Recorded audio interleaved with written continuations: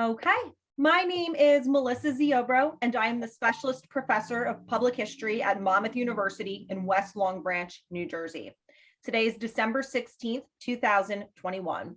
We are here today with Janet Dluhi for an interview for the tri-part project, Monmouth County 9/11 and its Aftermath. Janet was very involved in the Middletown group Favor, which provided support to the 9/11 victims' families in Middletown, New Jersey. This interview is being recorded with the permission of all participants. Janet, can you just confirm for me that you do indeed consent to the recording and that you understand this interview will live in the public domain? Yes, I confirm. Okay, thank you so much. So can you tell us just briefly about your early life? Like when and where were you born and raised? Sure. So I was actually born in the Bronx, but my family moved out of there pretty soon and early in my life. I was 2.5 and we moved to Matawan, New Jersey, and which is in Monmouth County, which turned into Aberdeen. And, I was there until I got married. And when I got married, we moved to an apartment in Matawan. We had bought a condo in Parlin, and then my husband and I moved to Middletown, and we've been in Middletown since 1986. 1986. Okay. Can you tell us just a little bit about your educational and professional background? Sure. I graduated from Montclair. It was State College back then, but now it's university. And I got a bachelor's in business administration with a specialty in marketing. Okay. What do I do for a living? I'm a litigation specialist for AIG, which I basically, I handle liability claims against my insureds. I investigate, I gather facts, I handle through litigation. I'm not the attorney, I'm the adjuster, and settle cases. Okay, great. Now let's bring it up to the month of September 2001. Can you give us just a snapshot of what life looks like? So you're living in Middletown. Do you have children? Are you working? Like, what does life look like for you? Yeah, so I was still married to my husband, still am. We had 3 children, one middle schooler. Let's see, I'm trying to think of the ages. One in 6th grade, one in 4th grade, and one in kindergarten. So, we were pretty busy with our little lives with the kids. And I was working full time as well.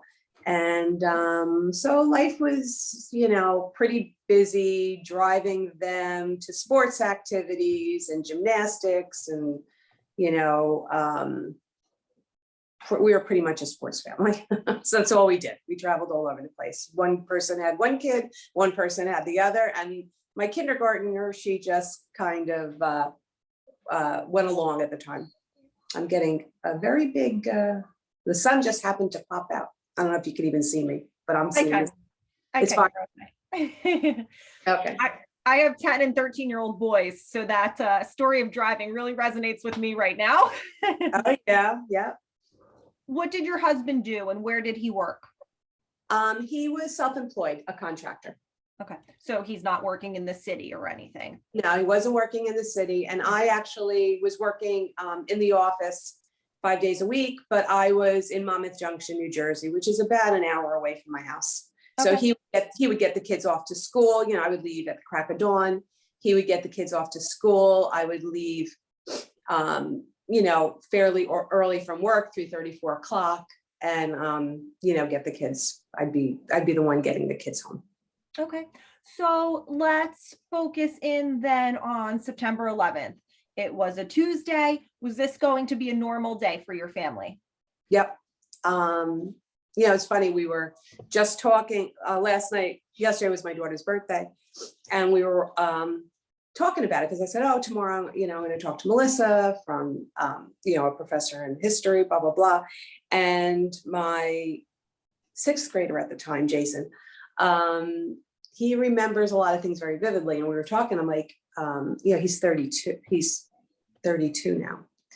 And which kind of blows me away because he's the very age that a lot of these men were. You know, I was looking at the list the other day, and a lot of them were 35, 36, young men. And, but talking about, you know, what kind of a normal day, we were both saying he even remembers as a sixth grader. So how old is he there? You know, 11, 12 years old, whatever they are. And we were talking about how crisp the morning was, how everybody, I remember walking into my office building, looking at the sky, like really literally looking at the sky, taking a deep breath in and saying, wow, it's a magnificent day. It's like it's a shame to be in the office is probably what I was thinking. Yeah, he thought this, he remembered the same thing. He said, even to this day, he works in the city. Well, all three of my kids work in the city. And he even says, when he sees a day, he remembers that weather. And when he sees a day like that, he goes back. So a beautiful day in September, where normally you could appreciate a beautiful day in September, you still appreciate the beautiful day, but it takes you back. It reminds you. Do you recall when and how you first heard something was happening that day? Oh yeah, I remember exactly where it was. I'm just going to close that because that sound is really bothering me. I'll be back in 2 seconds. Please go ahead. I don't know if you can tell if it got any better. Did that get any better? Or you can't even A little, tell? but is there one other? Yep, there you go.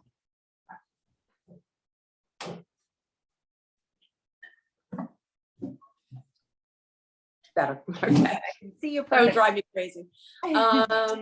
So where was I? I remember in my exact cubicle. I remember, you know, I got to work early. I was usually at work by 7:30.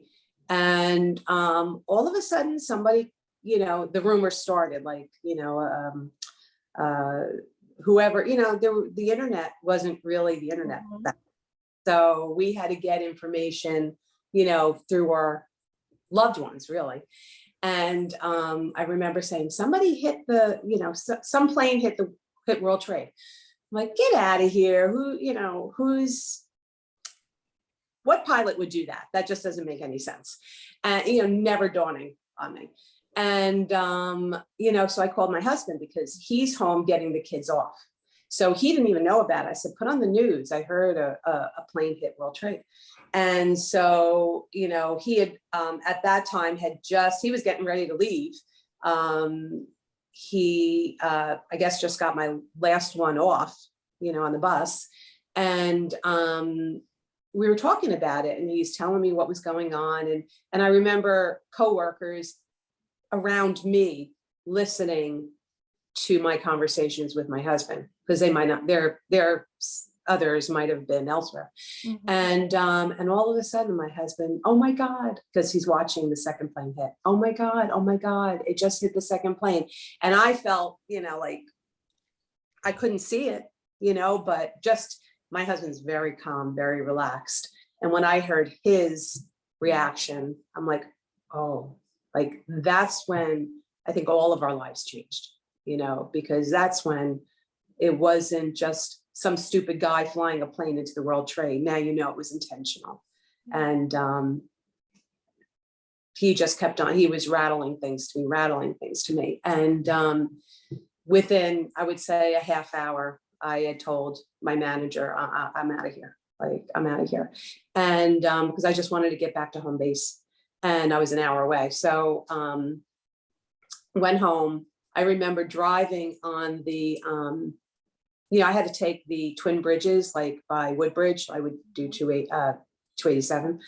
And I remember thinking, you know, they're hitting things like, and I don't know if they hit the Pentagon yet, or like, I'm not sure where they were, if the other plane went down in Pennsylvania, but I know that they were hitting things. And, you know, So maybe it wasn't a half hour. I don't remember. It was pretty soon after. And I remember being afraid to drive over the bridges because I'm thinking they're going to start hitting bridges, not thinking they don't want a little bridge in New Jersey, but you know, your mind just goes all places. No one knew what was happening. It was just a crazy feeling. Oh. So Do you remember if most of your coworkers were leaving, and was management, supportive of that? yeah, they were fine with it. And a lot of my coworkers were leaving. In fact, I didn't even go straight home. So my kids were still in school. It was probably, by the time I got home, it was probably 10, 11 o'clock in the morning.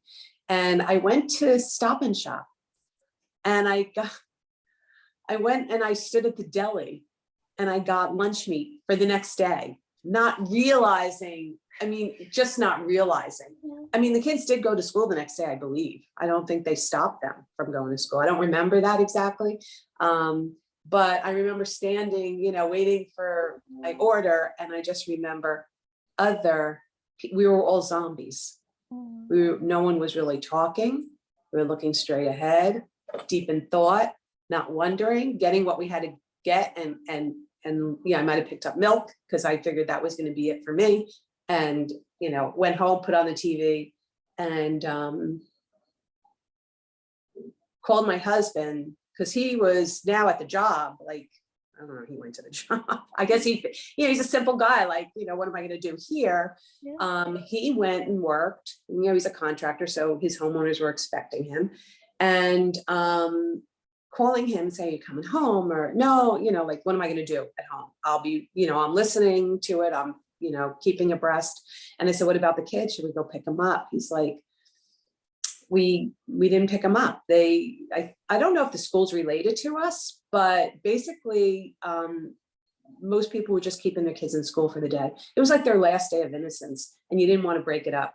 And we figured they were safe there. They're not going to be any safer at the house than they are at school. So we just let the day go on. I might have called, I probably did, knowing me, called the office. I'm like, "What are you doing?" And they probably said, "We're just keeping them." And they really weren't even told anything, really. I do know that talking last night to my son and his wife, who also went to Middletown, they remember kids being called down to the office.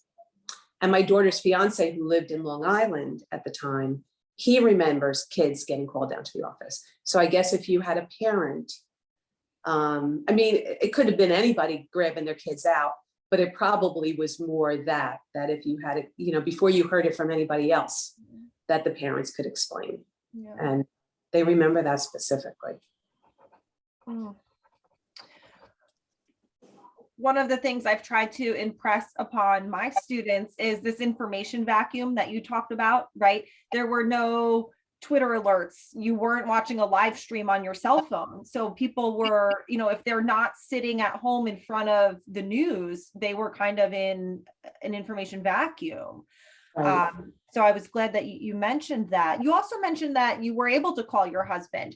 Do you remember throughout the day any disruptions in either landline or cell phone service? Yes, there was definitely interruption. When I called him early in the morning, it was landline to landline. Mm-hmm. And so at that point, it was okay.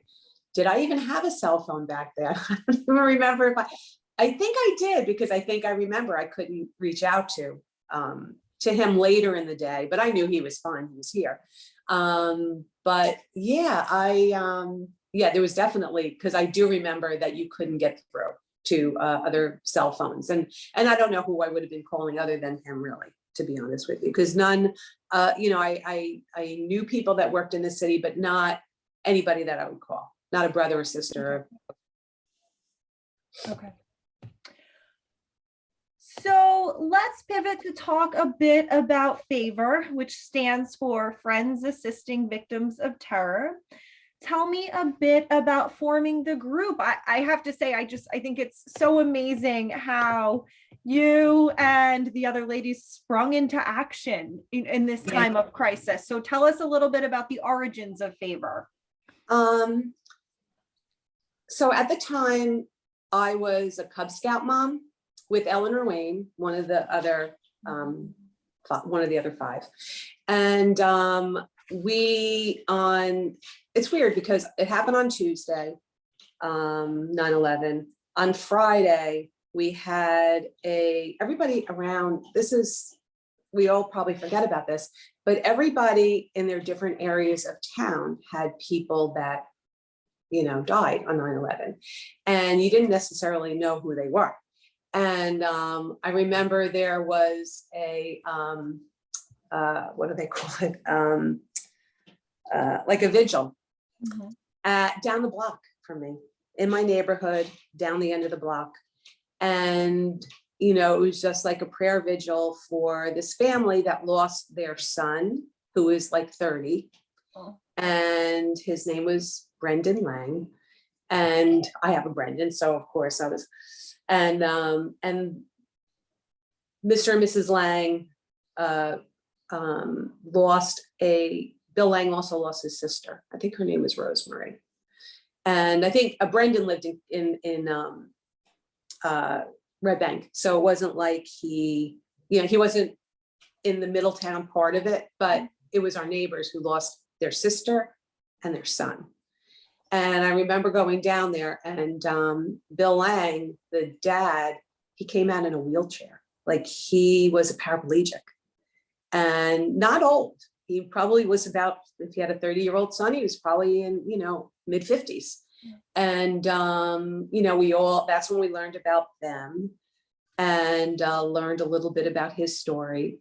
And he was a paraplegic because he fell off a boat and hit his head on an anchor. Like, I think he said he had died in the, like they revived him. Like, he had a tough, and then how his son and his sister. And so anyway, the only reason I'm mentioning this is because, I remember speaking with all my friends, and everybody had somebody or that was going to a vigil. And so that was Friday. And then the next day, Ellen and I, for our scouts, planned something to help the 9/11 victims.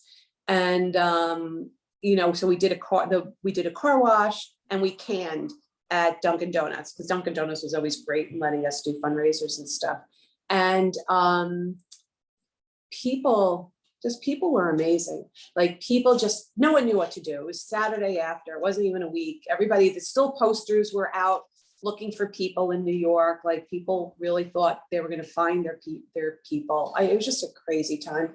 And people in Middletown, or whoever was at the Dunkin' Donuts, they were just throwing money at these kids, like throwing money. There were 4 people that gave $100 bills.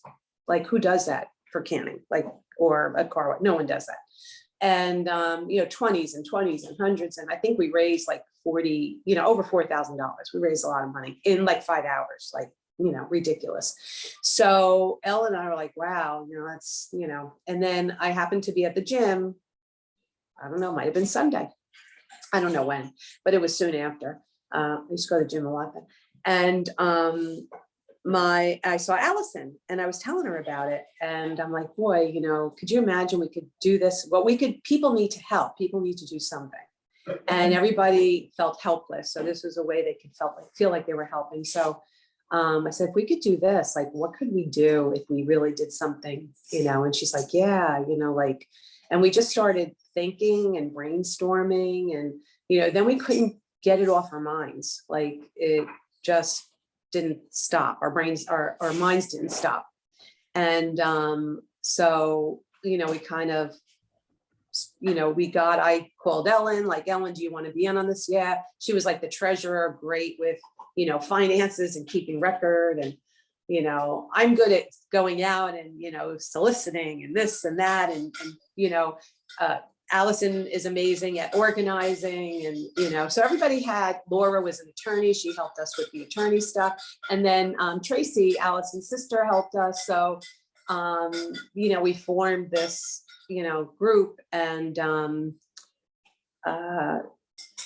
do you want me to go into like how we ended up, like, should I continue on? Like, we needed to get, we didn't know how we could approach the people in Middletown, because who are we? We're just 5 moms.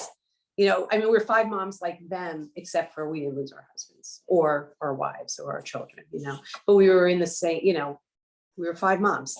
And so we thought, okay, let's get the police behind us, because now if we go knocking on doors and we have the police with us, they know we're legit. We're not trying to scam them or take money. Are you frozen? Let me see, you're frozen. And I'm going to wait a second because you're frozen on my screen.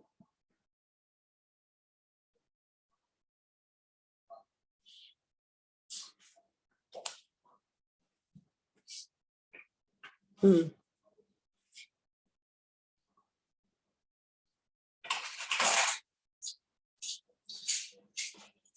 I lost her.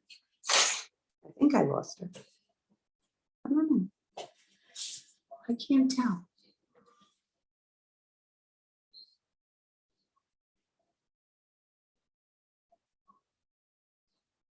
It still says recording. She might, I'll just stay on.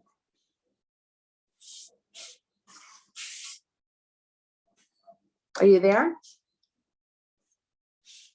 Wait a second, wait. We lost each other for a second. Can you hear me? Yeah. Okay, great. So you were talking about how very quickly, within days, you were talking to the other women involved and you realize that you need people to know you're legitimate. And so you were able to partner with the Middletown police. Right. So I know I went with Ellen. I'm not sure if I went with, I don't know if it was me and Ellen or me, Ellen and Allison, but we figure we'll go see the police chief, John Pollinger. And, you know, we brought a dozen donuts, you know, we were trying to be like, you know, we wanted to get in to see him, you know, and the old thing with donuts, you know, and police officers. So we're like, okay, we'll bring him donuts. And, you know, they let us in and he was so gracious. And we sat and had a conversation with him, and we told him who we were and what we were thinking, and would he support us, and you know, and he was great. Like, he was warm and welcoming, and you know, when do I ever go see a police, the police chief? I mean, just not something I would do. So, but he was very warm and welcoming, and he said, yeah. I'm going to hook you up with Joe Capriati, who was another amazing man. And I can get emotional thinking about him because he's no longer with us, but he would go to the, we had to go and visit he had the list, and we had to go to all the houses and explain who we were. And, you know, we had like an application to find out, you know, if they had children, young, old, whatever, who they lost. And he went with us to every single house. And you know, the people were in shock. You know, I don't know how I would have handled it. Probably not as well as most of them. And so he was our go-to. He helped us throughout the whole, you know, as long as we were around, he was there. And, you know, we always felt bad because he had to go see the people, you know, we were there with support and love and baskets and, you know, stuff, and really more support than anything else, knowing their community was behind them. But he was there for the bad news too. You know, he would tell the people when they found, you know, found a body part, found whatever, he was there. So he had a really, really tough job. And he was a really, really great guy. And I would see him for years later I didn't know at the time, but my daughter, when she played middle school and high school ball, she was, one of her teammates was his niece. So, you know, so for high school, middle school, I would see him at a lot of the games, and we would just, you know, but this is going now 2009 to 13. So, you know, this was years later, when I would see him, and the sweetest guy, and just chit chat, and, you know, a good guy. So yeah, so we got the police involved, and then we were able to move forward. You also, if I'm not mistaken, formalized as a 501c3, is that correct? Yeah, we wanted to be 100% legit. We didn't want anybody to think that we were taking anything of this. This was not for us, obviously. And you know, we let them know that 100% was going to the families. And so we made sure it was legit. And we had Laura that was able to help us with that. That was good. Okay. Tell us a little bit about the support you provided, because you've mentioned raising money, you've mentioned baskets, you also coordinated services like lawn care, right? Tell us about the range of services and support. Yeah, I think that's, really, I don't think it was ever about the money for these women or men. Listen, a lot of them worked at very nice jobs in the city. And, I don't know what their financial situations were, but it was never about the money for us. It was really just about encompassing them with, support, love, letting them know that their community was behind them and we were there for them. So we all called in our friends, like, hey, does anybody want to help?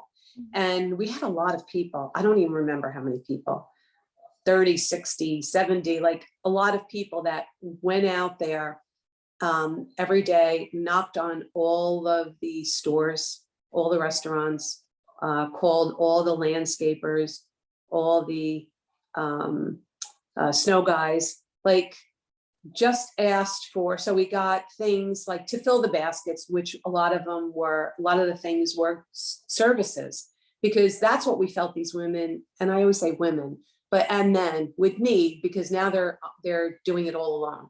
And so we figured they needed people to help with their lawn. I mean, they were thrown into this and had enough to handle just taking care of their families and getting through day to day. So we got, lawn care, rake leafing. I think high school kids did the rake leafing, the leaf raking. Let me try to think. Lawn care, painting, little trips, like just to get them away for a day so they don't even have to think of it for a day or two.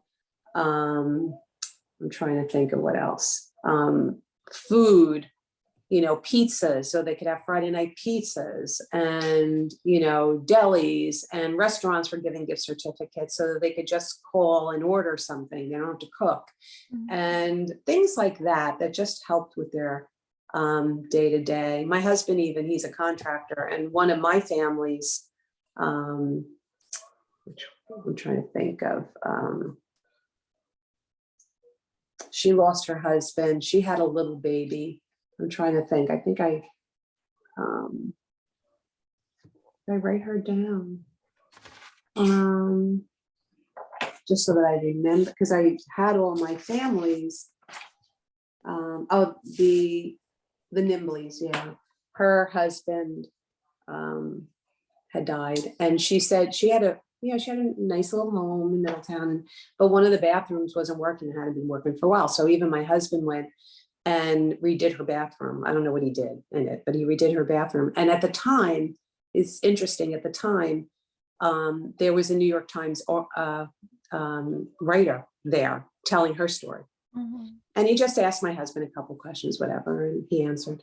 And it found out that my husband found out that he was the guy that the Killing Fields movie was all about, I think in Vietnam or something like that. Like his family was killed, and he was a survivor, and he survived, and he told my husband his story. And then of course we watched the movie because it was a movie about it. But it's just, he was very nice, because he's like, people survive. Like he gave my husband a little lesson on, they will survive this. Like people will survive, they have to survive. And so it was things like that. Things helping the families with their day-to-day little things. Plowing. Yeah. Come time for snow, which was 3 months later. And, they weren't out there shoveling. We got people that donated their services to plow their driveways and stuff like that.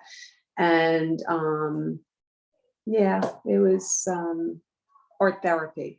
There was, I forget the woman's name, but and there was also the art therapy that they could, help with their grieving. And there was also somebody that did portraits. And I think they superimposed the lost one I'm not sure about that, but just people wanted to help. So Alice and I, there was nobody that said no. The community was so gracious and so wanted to help that every little thing they could do, like, wow, the gym that me and Allison went to, they gave, I forget how many memberships, probably any membership, anybody that wanted to go. I think it was for a year, like a year membership, I'm pretty sure. And, our big name ticket people are John Bon Jovi. I remember seeing him at the football game, and I had one of my biggest mouth blunders to him, but he ended up giving us money. And I went right up and talked to him, and he donated a signed guitar, and even Bruce Springsteen. I remember stalking him in Red Bank, literally stalking him, because I heard that he was practicing, I think at Count Basie, and I just went there for the day, and I didn't see him, but I talked with his manager, and they were gracious. They gave Maury Povich. We dropped off our little favorite flyer at Maury Povich's house, because he had a house around here, like within a mile, even though he lived in the city a lot. He donated, so everybody, they were people that could donate money, but everybody else, it was, more goods and services. I think that is just so beautiful and unique about Favor. You were providing services that these families needed, but also on the other end, these tragedies happen and there are telethons and solicitations, but sometimes average families feel like, what is my $5 or $10 going to do? But if there's a way you can actually do something, provide a service, that's Right. beautiful. And I believe it must have been really cathartic for the community as well to be able to do that. Yeah. Like even people, like when we were giving baskets, especially the Christmas basket, listen, these people were in no state of mind to go shopping. But their little kids didn't know that, you know what I mean? Their little kids still thought Santa was coming and all. And so a lot of people, they gave toys and clothes, and those went in the baskets. So those were just things, so they didn't necessarily have to go shopping. And they had it given to them so that they could and it wasn't about the money. It was just that it was there and something made easy for them. If I can just circle back a little bit, the women from Favor actually went with Joe and knocked on the doors of these families, right? Yeah. I mean, that had to be very heavy, very emotional. Janet, can you talk to us a little bit more about that? Yeah. We didn't know what to say, like here we are, we still had our families intact. So it was a hard thing. It was a hard thing to go and talk to them and, put a smile on our face and we listened to them. That's all we did, was we listened to them. And we told them what we were about and what we wanted to be there for them. And the community wanted to be there. It wasn't really just us, it was really the community. And we just listened to them. And I remember, like, one of my families, the Bracas, and her husband died. What was his name? I think Al Braca. And he was very religious. And later on, and she had told us the story. So, when we went, I think with our whatever basket we went with, and we were just having a long conversation with her and the wife, and she had heart issues, widow. And right before that, she had they went on a vacation together, like a really nice vacation, because they wanted to celebrate her and blah, blah, blah, not knowing he was going to be gone. But I don't know if I should say that, but it was 20 years ago. I don't know. And but she just went on and on about her husband, and how later it was found. And I don't know if it was this time, like she would tell us how she had heard that he said prayers with people while the building was burning, and I don't know how she heard this. I don't know. For some reason, I think somebody had gotten a phone call out and said, yeah, there's this guy leading us in prayer, and it was her husband. which she says, I'm not surprised because that was my husband. But just something like that, like he was with so many people helping them, because we could only imagine being in a burning building like that. Like you can't even imagine. So, so we got to hear stories. It was hard. I'm not going to say it wasn't hard, but it just needed to be done. These people needed an outlet as well. I feel like a lumbering idiot here, sitting here crying. You know, you bring back Oh, it's like, you know. there's been a lot of emotion in doing these interviews. So did women, did you find you needed to do anything for self-care? I mean, to take care of yourself, because this is a heavy emotional burden that you're bearing. No, who had time? No one had time. We all had little kids. So, Yep. you know, the home front had to keep on going. And no, and we were, listen, we were all relatively young. So, you know, we felt like we can handle it. Hold on, I'm just gonna get a little quick, get a tissue or Yeah. paper towel right there.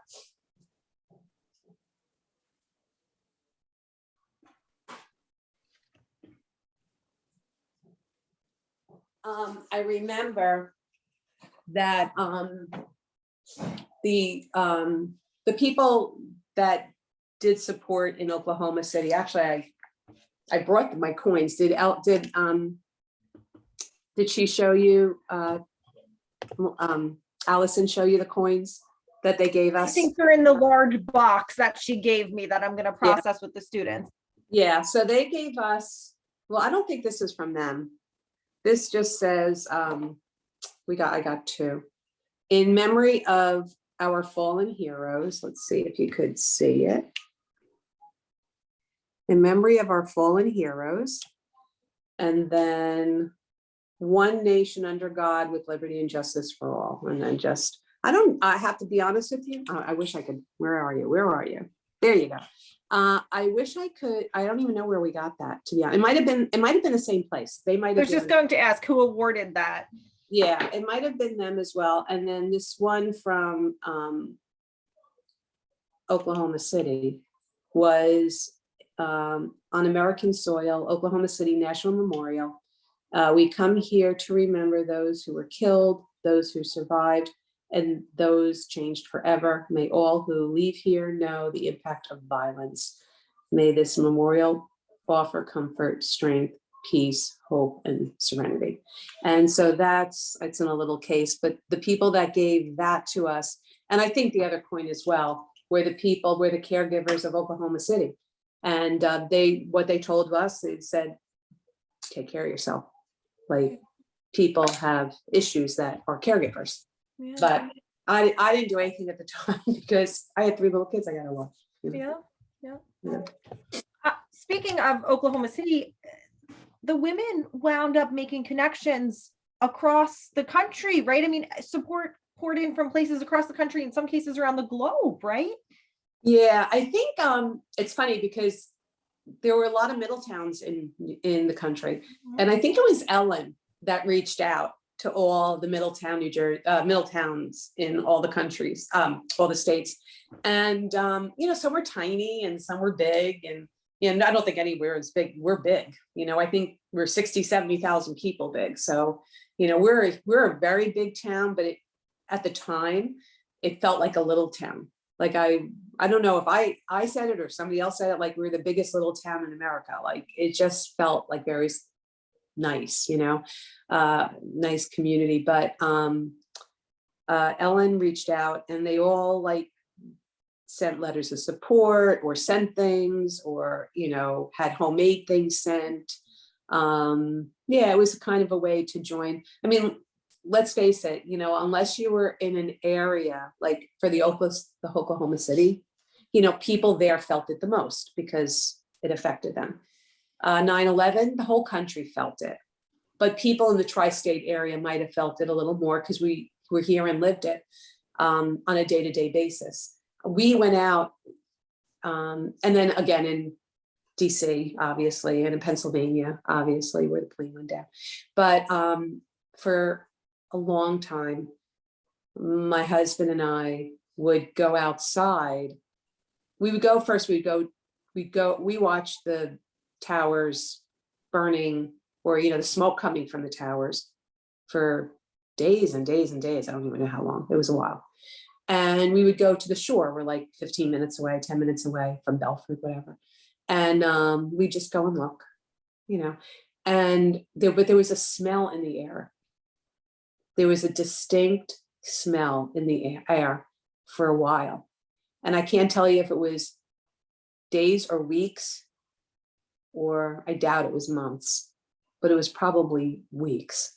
And just walking out in the backyard, taking the dog out, you smelled it. And it was the World Trade, everything coming from World Trade. And, you know, you know where we are, you know, I'm Middletown, New Jersey. It's, you know, but as the crow flies, it's not that far. So I guess that's why we, you know, smelled it. So I don't know what your original question was. I lost what your original question was. Oh, the towns. Yeah, we got a lot of support from all over, from the middle towns, from different people, you know, different, I don't remember exactly who, but we got a lot of support from everybody. Yeah. So I hear this story and I am just floored by how quickly you sprung into action and how much success you had. Do you recall if you encountered any roadblocks along the way? No roadblocks. It was, everything was yes, yes, yes. Go ahead, do it. We're good. No one wanted to say no. Everyone wanted to help.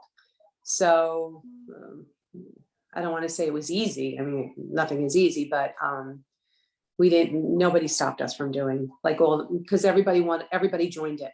Yeah. So it was amazing.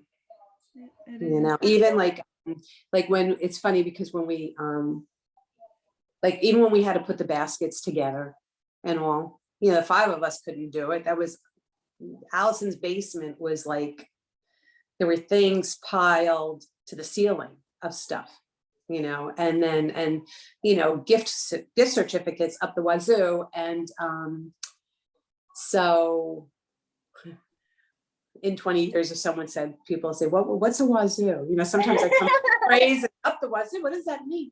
Doesn't sound nice, no. But there were so many things that I remember, like, we called everybody in, like, okay, everybody, because everybody was out soliciting all this stuff. And we got to make baskets, you know, the first time, the second time, how many baskets we made, I don't even remember. But the Christmas basket was big because we had, you know, like 3 months of accumulation. And all the women were down. When I tell you, you couldn't move in Allison's basement, you couldn't move.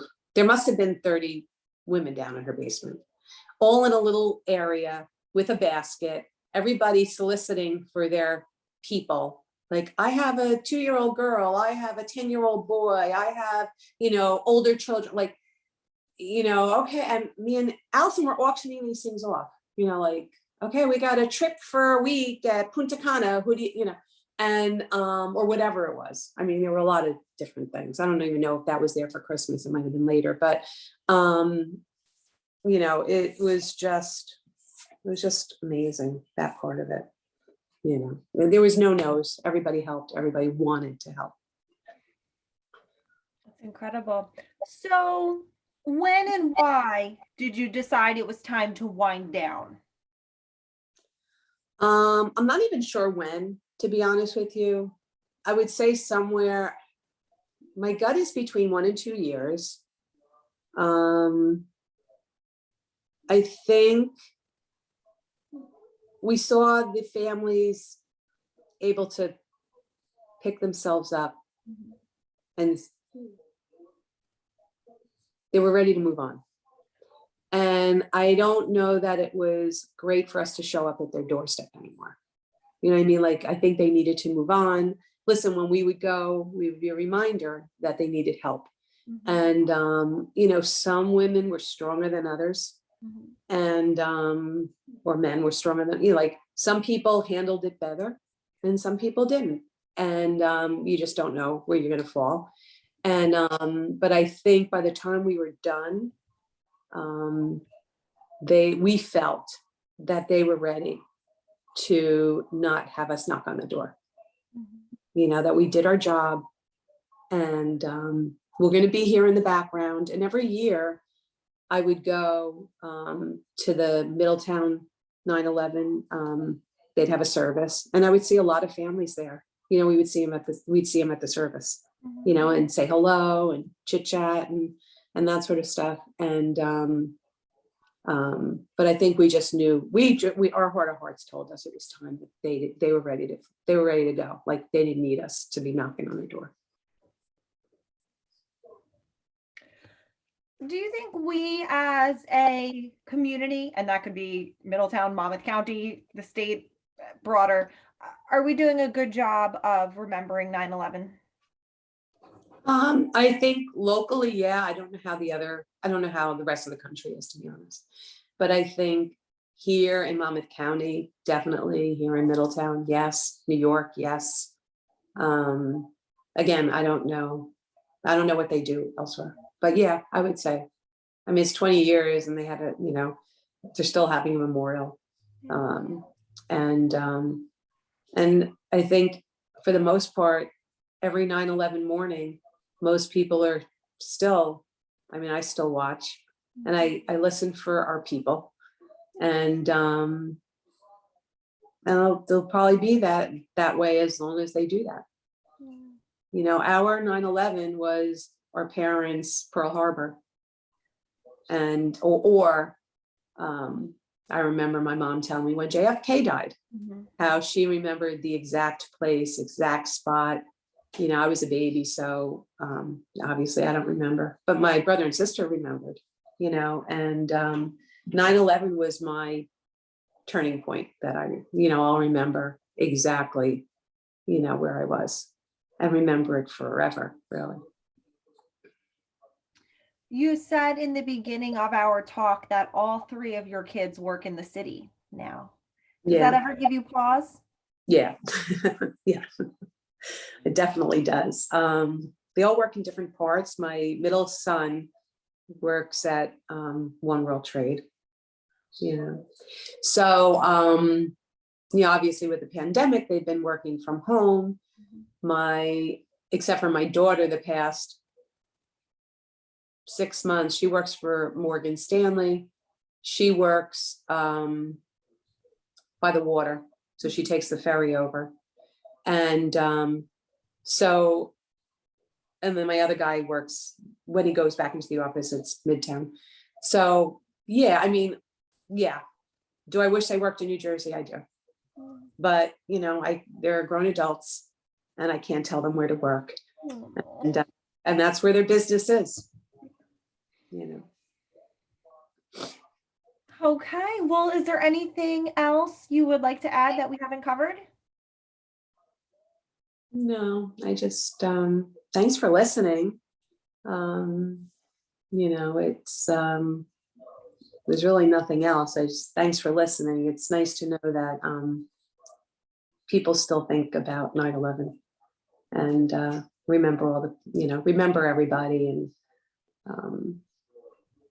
yeah. As you said, Monmouth County experienced this tragedy in a really unique way that I think, many others across the nation perhaps can't quite understand. So I think it's so important that we ensure that that's captured for the historical record. So thank you for being with us today. Thank you for having me.